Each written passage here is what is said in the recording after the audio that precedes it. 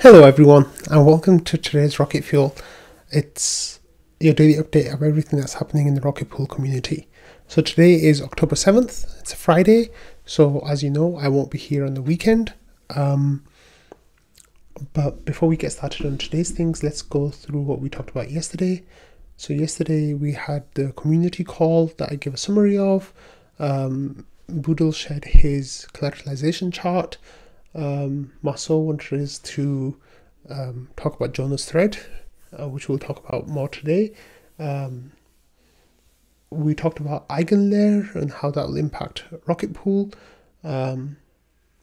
Marceau shared a list of all the bullish things that are coming up, and Wacker sold some but to make a new mini pool, so that was all good.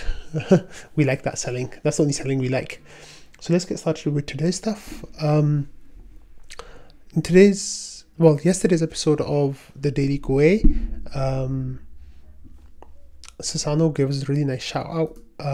He was talking about Jonah's thread, and he was talking about how Rocket Pool is so well aligned with Ethereum and how he doesn't own much of it, but it's definitely a project that he likes. And he was just being very supportive of Rocket Pool, as he has been always. So I just wanted to take this opportunity to thank Sasano for, his support and his kindness towards Rocket Pool over the last year, basically, or more even, I'm not sure. Like, as long as I've been in the community, he's always been really supportive of Rocket Pool. So thank you for that. And yeah, I'm glad that he's like talking about it on his show. So look, there's his face right there in the corner. Okay, so let's get to more stuff. About Eigenlayer, it's something we've been talking about a lot in Discord and like around the Rocket Pool community. I think people are really excited about it, but they don't fully understand exactly how it's going to work or what they'll be able to do with it. So Buddha here had decided, like, we're just trying to clear up how it's going to work. He says, so the design is still pretty open. I'm thinking the node operator will point their withdrawal address downstream of withdrawal credentials to Eigenlayer. This subjects the proportion 16 or 8 or 4 ETH to additional slashing conditions. For our ETH holders to get exposure to additional yield from Eigenlayer, they would need to deposit their R ETH into Eigenlayer and delegate to whatever entities they like. As I mentioned before to Marceau, we eventually will add support for interacting with DeFi under the hood with Eigenlayer and allow deposits of stable DeFi RETH derivative tokens, balancer RETH liquidity providing tokens, curve wrapped STETH RETH liquidity positions, etc. So Buddha explained all that. Of course, design is still open. Happy to chat in DMs with anyone who's interested in figuring out what the best user experience without too many sacrifices is. And then Marceau said, pointing the withdrawal address to Eigenlayer makes sense. Then the smart contract would effectively have control over the funds, which is kind of what Noah is thinking of doing as well, the Node Operators Association. So there's a few different ways of like having your withdrawal address set up to a certain contract will open you up for other things. So over here we had Toucan Spam saying, if we can get Eigenlayer dApps running with Rocket Pool node operators, we could probably lower our take rate from our ETH to a crouton size. Marceau says yes and no, and he goes on to explain that commission still needs to recoup gas fees over a reasonable period of time. We're also competing against solo validators who will also be able to use Eigenlayer. Also, Eigenlayer carries additional risks. It's not yield free. And then this actually led to a really good discussion about what we will and won't be able to do as Eigenlayer operators on top of Rocket Pool. So, we can theoretically create our own in-house oracle instead of Chainlink. And Marceau said we can theoretically replace the oDAO entirely, which is really cool.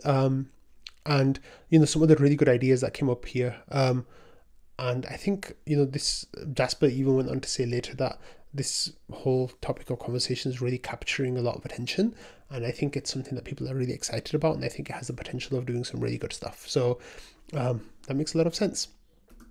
Okay, moving on from Eigenlayer, next we have this conversation that came up in let me see, in the Reddit about STETH, Lido staked ETH, and they were saying that the contract is upgradable, and like, you know, they can manipulate, if you have enough of the LDO token, you can manipulate the contracts for STETH and try to like do some like nefarious stuff. And you know, Hitsuzen.eth was saying, last time I checked, I have the 100% ability to rug. And then Valdov came up with some really interesting points. This is, oDAO certainly have enough to blow up our ETH, but not to give our ETH to someone else or take it for themselves. POAP Guardian has enough to break the protocol by blocking all future changes. So the Rocket Pool contracts, you know, the oDAO and the PDAO definitely have abilities to make some changes as well. And this actually came up with a really good discussion about like how they could break Rocket Pool if there was enough like maliciousness there. And then Hitsuzen says the Rocket storage contract also stores the addresses of all other network contracts keyed by name and restricts data modification to those contracts only. Using this architecture, the protocol can be upgraded by deploying new versions of an existing contract and updating its address and storage. This gives Rocket Pool the flexibility required to fix bugs or implement new features to improve the protocol. And then the discussion carried on. Valdov said the RETH contract isn't upgradable, and Noshua says you don't need to upgrade RETH to steal ETH. So there was a lot of like, and Patches said a malicious oDAO could manipulate RETH price on chain and abuse the deposit pool to steal ETH. So there was a really interesting discussion about some of the vulnerabilities around the Rocket Pool contracts that could potentially be there as well. So you know, it's really good to keep that in mind always. And I guess that's why we get those higher rewards. You know, as Rocket Pool stakers, we get access to rewards that other people don't. So that's that risk element of priced into it. We got this comment from Marceau yesterday saying, all right, we need some node operators. This dude has a few thousand ETH in his wallet. So, you know, there's a whale here who deposited 50 ETH. And then it seems like whenever there's a little bit of space in the deposit pool, they're depositing more. And obviously the pool is full right now. As you can see here. Oh, no, sorry, I don't have that. So the deposit pool is full right now. And, oh wait, actually, no, that's the smoothing pool I have open there. Anyway, the deposit pool is full. So there's, you know, there's no space for people to deposit their ETH into and mint our ETH. So then what's happening is that we need node operators to make some more space. So Valdov had this, Valdov shared this information. He says, a little easier to see recent data here. So this is the Dune Analytics dashboard about how full the deposit pool is or isn't. And I always struggle to read this particular chart, but he goes on to say, I consider the system metastable and will usually see the deposit pool full when the RETH demand is greater, or empty when node operator supply is greater. We're seeing a near balance right now. Yes, it's filled up, but as recently as yesterday there was room. We aren't developing a significant premium. My preference from a protocol point of view would be to have too many node operators with the empty deposit pool and be able to meet our ETH demand. LEB8s will be a big deal in that regard. So LEB8s overnight will allow us to 3x our ETH supply, because each node, each mini pool will be lifting 3 times as much. Each mini pool exists now will, okay, so now you have 16 ETH from the node operator and 16 ETH from the protocol, but then you'll have 8 ETH from the node operator and 24 ETH from the protocol. So, and then you turn it into 2 pools. So it'll be 16 ETH from the node operator will be lifting 48 ETH from the protocol. So that will automatically allow us to like vastly scale like very, very quickly. So, you know, that can't come soon enough. So thanks for sharing that information and making things a bit clearer. We have this comment from Khalil Duran, who says, Jasper made a comment, who here is considering the grants management committee? And Khalil Duran, I'm so sorry if I'm pronouncing that wrong, which I know for sure that I am, goes on to say, this is something I've been thinking about since getting involved with writing the RPIP. So they wrote RPIP 15 for the setting up the grants management committee. I was hesitant to throw my name out there because A, I have zero technical background, and B, I'm a relative newcomer to Rocket Pool, but I haven't seen a ton of interest yet, and I recognize that DAO governance works best if it's not the same 5 or 6 people who feel like they have to do everything. So then it goes on to say, which to say, I'm interested as long as I don't feel like I'm taking the spot from someone, I'd rather have it. So Jasper says, I'd love to have you on there. And then Waldorf says, I think we need to demonstrate how effectively, oh no, sorry, that's a different part. Yeah, Waldorf goes on to say, he was explaining something. Yeah, Waldorf goes on to say, you literally can't take someone's spot. The community has to think you're good for it. I think pushing for the RPIP and actually doing the work is pretty clear sign to many people, including me, that you'll do the work on the management committee as well. And then Kalodran comes back and says, fair enough. Consider this then a general statement of interest. I'll work on compiling the other information outlined in nominee statements in the next few days. Now we'll just need 200 more votes for quorum. So the vote is at like very, very close to quorum. I say like 94% or 95%, and we just need 200 more votes for it to pass. And then we can start forming the committee that we'll then need to vote on. So I went on to say that maybe, not there. I went on to say, maybe I can put my name forward. And Kalurdaran says, I would love to see you put your name in the proverbial hat. The main thing that I am like kind of not sure about is whether I will have the time to do that, on top of Rocket Fuel. I'll have to have some talks about how much of a time commitment it is. I might talk to a couple of people on the incentives management committee to try to figure out how much time it takes them, because I need to make sure that I'm balancing my time as well as possible. And I love Rocket Fuel so much, I don't want to impact on that time. So yeah, that's definitely something interesting to look forward to.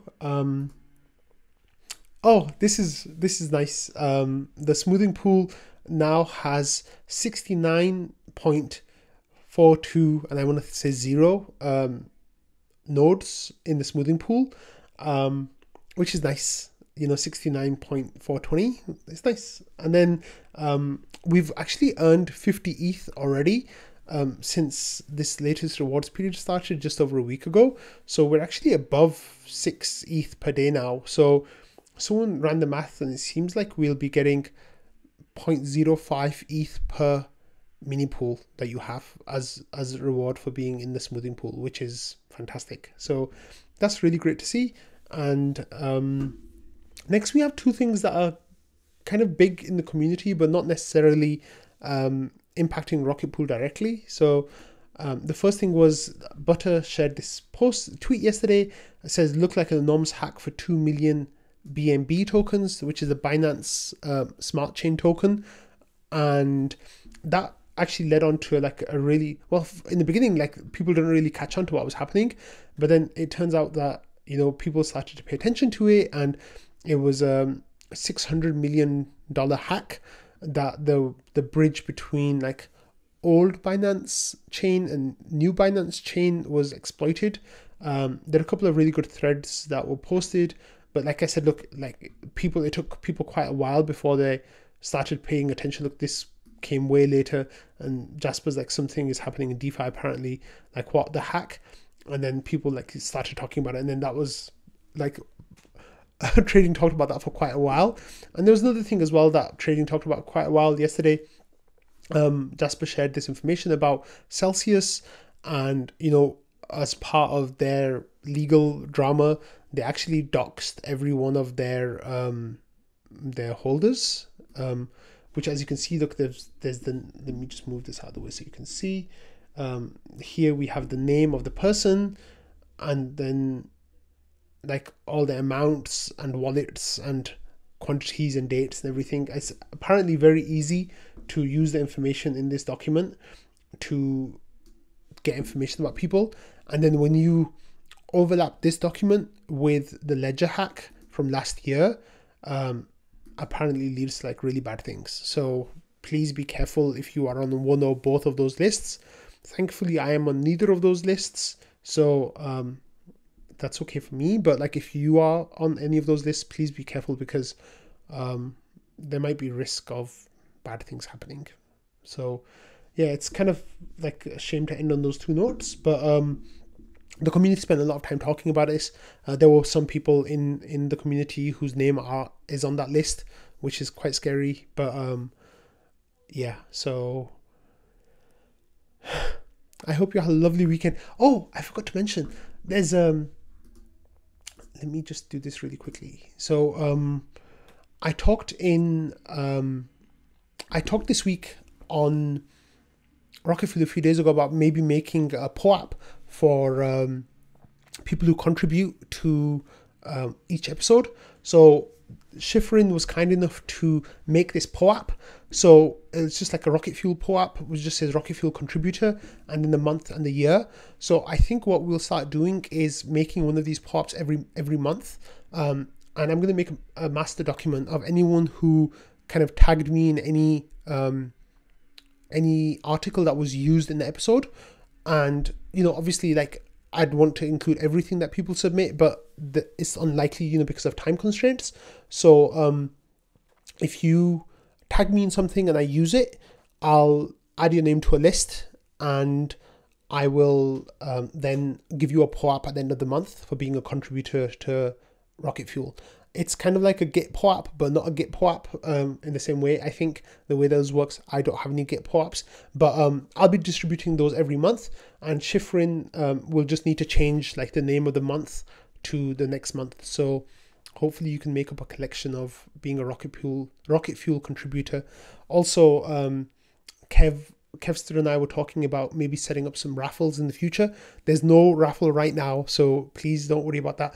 But the ways that raffles can be set up is you can have POAPs as entry tickets, and then the more POAPs you have, the more entry tickets you get, which means the chances of you winning prizes in the future will be higher also.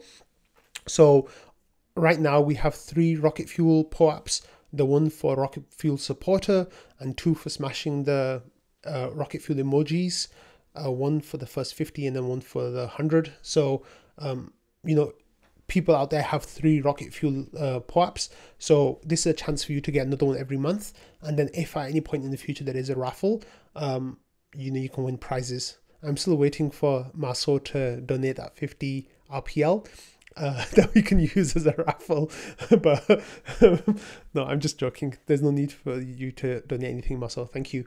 But yeah, this is something that I think would be really nice. And I think it's a nice way to get some engagement from the community as well, because the episodes on Monday especially will be quite tough for me to get all the information. So now you have an incentive to kind of help me out. So not just helping, but you also get a nice shiny POAP in return. So that's a nicer note to finish on than the hack stuff. And yeah, I hope you all have a lovely weekend. And I'm actually going to spend couple of hours this afternoon like prepping for something really exciting, so you'll either see that today or maybe over the weekend or maybe even on Monday. So have a wonderful weekend, and I will talk to you soon.